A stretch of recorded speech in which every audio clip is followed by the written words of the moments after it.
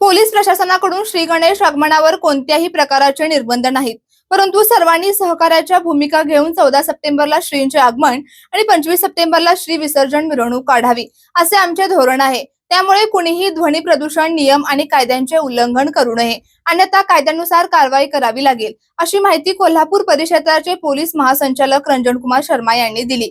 जर कोणी पारंपरिक पद्धतीने व तसेच पारंपरिक वाद्यांसह आगमन मिरवणूक काढतील त्यांना नियमानुसार परवानगी दिली जाईल, असेही ते म्हणाले। गत काही दिवसांपासूनच श्री आगमन आणि विसर्जन मिरवणुका संदर्भातील विषयाची जोरदार चर्चा होत आहे। पोलीस प्रशासनाकडून 14 सप्टेंबर आणि 25 सप्टेंबर या 2 दिवशीच मिरवणुकांना परवानगी दिली जाणार असल्याचे सांगण्यात आले आहे। त्यामुळे सार्वजनिक गणेशोत्सव मंडळांमध्ये गोंधळाची परिस्थिती निर्माण झाली आहे। अनेक मंडळांनी मोठ्या गाजावाजा आणि वाद्यांच्या गजरात आपल्या बाप्पाच्या आगमन सोहळ्याची जय्यत तयारी केली आहे।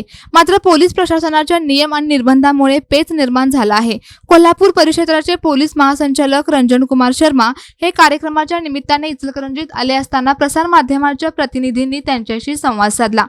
14 सप्टेंबर पूर्वी निघणाऱ्या बाप्पाच्या आगमन सोहळा मिरवणुकीवर बंदी घालण्यात आल्याची चर्चा असून नेमके निर्बंध कोणते आहेत अशी विचारणा करता श्री शर्मा यांनी श्रींच्या आगमनावर कोणत्याही प्रकारची बंदी घातलेली नाही। आमचे एकच धोरण असून जो आगमन सोहळा आहे तो 14 सप्टेंबर रोजीच करायचा असून विसर्जन मिरवणूक 25 सप्टेंबरलाच निघणार आहेत। त्यापूर्वी जर कोणी पारंपरिक रीतीने व पारंपरिक वाद्यांसह आगमन मिरवणूक काढतील त्यांना नियमानुसार परवानगी मिळेल, असे सांगत सर्वांनीच एकमेकांशी समन्वयातून आपला पारंपरिक गणेशोत्सव उत्साहात साजरा करूया, असे आवाहनही श्री शर्मा यांनी केले। आगमनवर कोणतेही बंदी नाही घालले आहे। आमचे एकच धोरण आहे, सर्व जे आगमन आहे ते 14 तारखेला करायचे, विसर्जन 25 तारखेला करायचे आणि त्यापूर्वी अगर कोणाचे पारंपरिक रीतीने आगमन होत आहे असे लोकांना पारंपरिक वाद्ययंत्र सोबत आम्ही परवानगी देणार आहे। जर ते नियम तोडतील तर काय कारवाई?